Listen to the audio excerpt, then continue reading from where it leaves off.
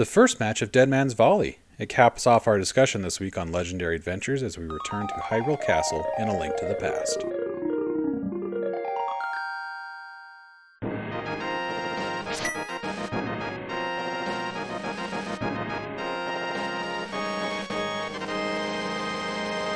Before heading to the castle, Link must first venture deep within the mysterious Lost Woods. The woods differ from the original game in that there's no trick to traveling through them.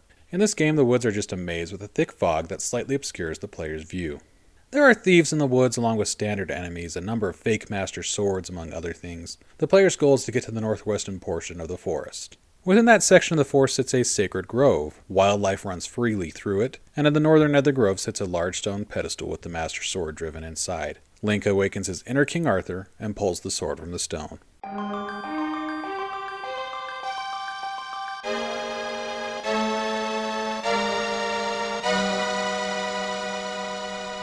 The Master Sword has a blue blade and deals more damage. It can also shoot a sword beam across the screen if Link's hearts are full. It's a nice nod to the original game, and the sword beam mechanic also makes taking damage more impactful. Players only get access to this range attack when their hearts are full. Once the sword is pulled, Link receives two telepathic messages. One from Sahasrahla urging Link to defeat the wizard, the other from Zelda, suggesting soldiers have found her at Sanctuary. Returning to Sanctuary, Link finds the priest mortally wounded. He urges Link to save the princess, then dies. Now it's time for Link to return to the game's first dungeon, Hyrule Castle.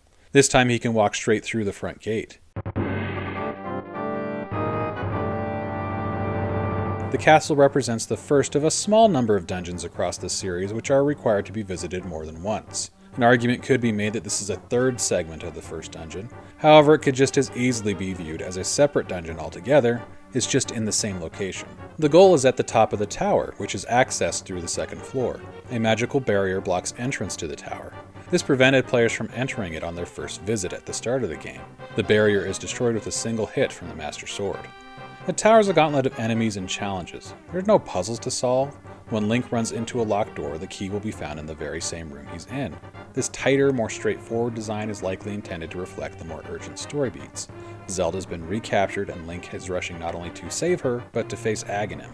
The castle tower may not be a complex dungeon, but it's not simply a series of fights. Much of the tower is presented in darkness, with players having to defeat enemies and locate keys while not being able to see much. One particularly large room represents a navigation challenge in the form of a maze. The maze room is dark, but torches can be lit to reveal the room, allowing players to better figure out the maze, but as with previous areas, the torches will burn out after a short period of time. On the 7th floor, Link confronts Aghanim. The Dark Wizard is just finishing a dark ceremony which causes Zelda to disappear right before Link's eyes. He then passes through some curtains at the back of the room. Link slashes the curtains away, revealing a door. This is also the introduction of a small mechanic that will reappear later. Players will occasionally have to cut away obstructions on the wall to reveal a path forward. It's a clever and simple introduction here. The fight with Aghanim introduces another reoccurring Zelda mechanic, the Dead Man's Volley. This will become a staple of the Zelda series. Multiple games feature this mechanic where players have to hit an enemy's attack back at them in order to deal damage. It won't officially be named Dead Man's Volley until Phantom Hourglass, but we'll see it repeated several times before then. Aghanim has 3 attacks, 2 of which can be batted away by Link's sword. The first is a cluster of small blue fireballs which break apart and fly in multiple directions when hit.